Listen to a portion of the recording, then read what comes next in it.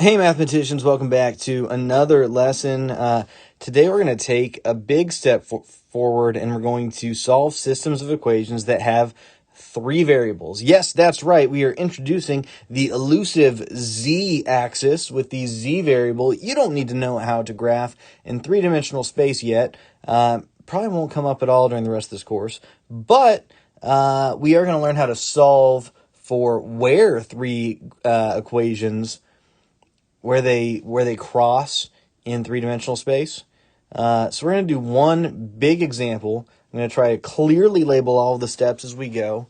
And you're going to have, I think, one of these for your homework assignment. You'll see why it's only one as we go through these notes.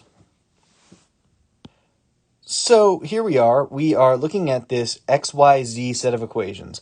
Don't be thrown off. Remember, the goal of a system of equations is to find out what one of them equals, then find out what the other one equals, and then using the ones that you already have, figure out what the last variable equals. And so we're gonna follow that process. One of the things that we want to do here is we know how to solve an equation when it only has two variables, x and y, for example. We can do the same process if it was just y and z, or just x and z. But our issue is that we don't have the equations in two variables. So here is how this works. One, we know from elimination that we can add two equations together and it won't affect the answer. So we are going to try to eliminate, good old elimination, the same variable from two combinations of equations. So the question is there a pair of equations where if I just added them together, one of the variables would go away? And the answer is yes. So again, we're using our elimination rules. That's what we're doing. We're using our elimination rules.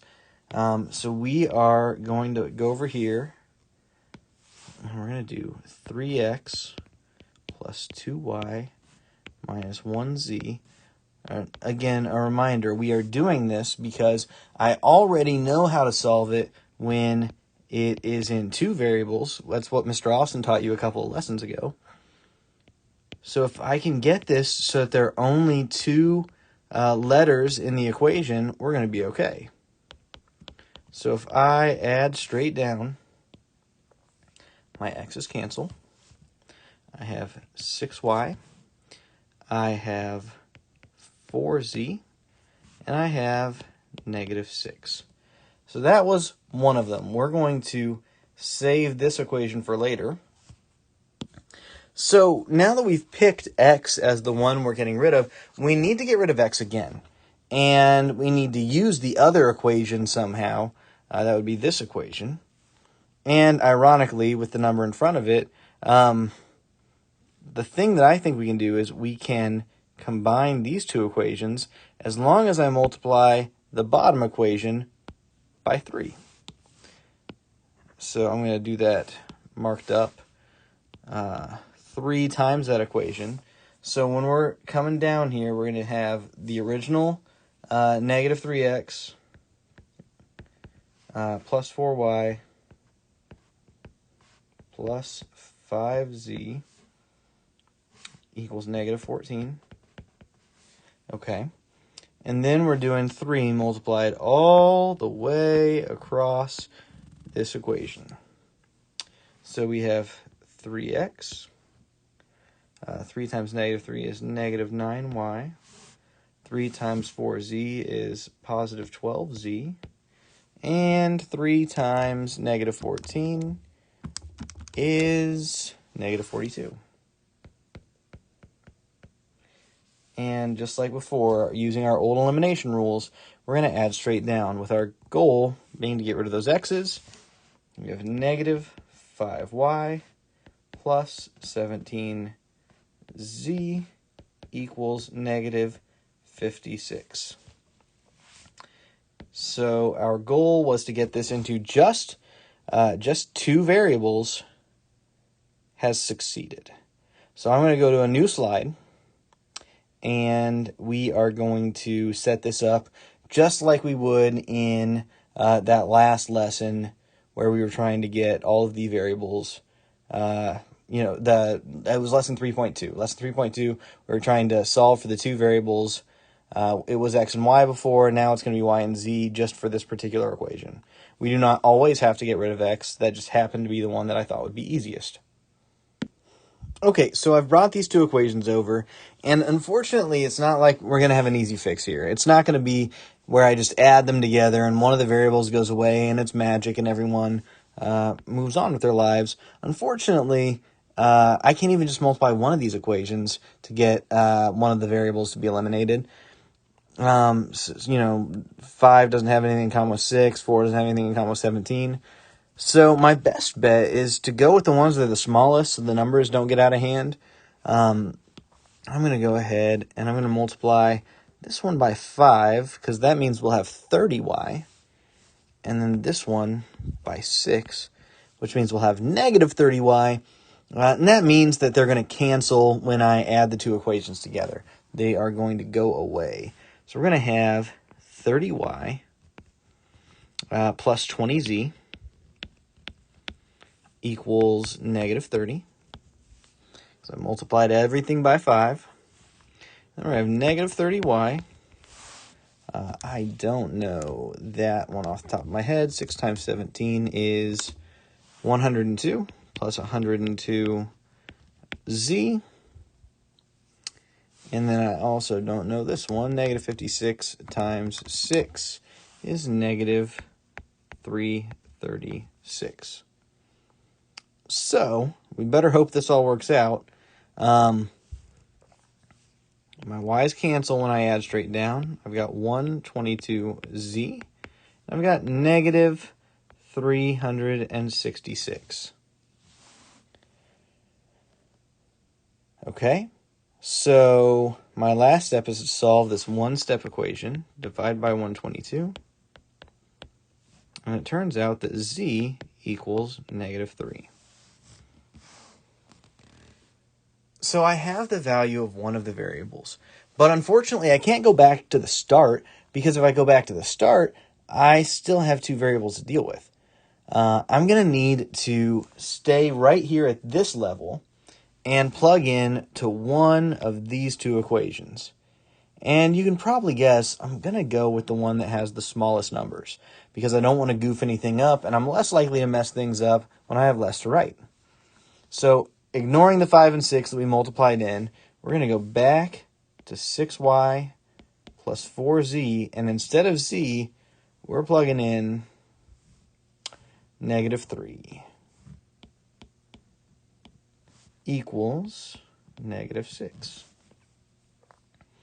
And that is an equation we are going to slowly solve out. 6y. 4 times negative 3 is negative 12 equals negative 6. Add 12. 6y equals 6. And divide by 6 and to find y equals 1. So I've got two variables, which means I have to go back to that level where I had x, y, and z all together. I'm going to plug both y and z into one of those equations. And frankly, it doesn't matter which equation I plug them into. Let's just carry that information up real quick. That was y equals 1, z equals negative 3. So I can plug it into any of them. They all have at least one negative. It's not going to change anything. I'm just going to go with the first one. 3x plus 2 instead of y times 1 minus 1 times z, which is negative 3, equals 8. 3x plus 2 plus 3 equals 8. 3x plus 5 equals 8. Minus 5, 3x equals 3. Divide by 3 and we get x equals 1. And so the final answer is a coordinate point in 3 variables, do x, y, z, 1, 1, negative 3. And that's it. That is our final answer. So remember our steps. Our steps are 1, eliminate one of the variables by combining 2 equations. We're doing that twice, so we've eliminated the same variable 2 different times, and we've got 2 different equations. Then we solve the system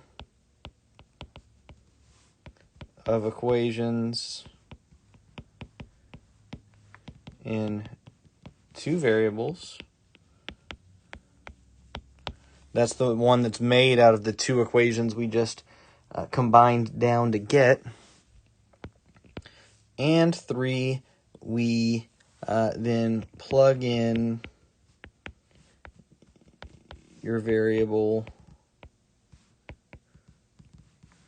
to find the other variables. This is such a simplification of what's going on there, and I expect many of you may need to watch this more than once, and that's okay. But I'm hoping that if you have questions, you message whoever you need to message. You have one of these on your assignment. Good luck, and I hope to hear from you again soon.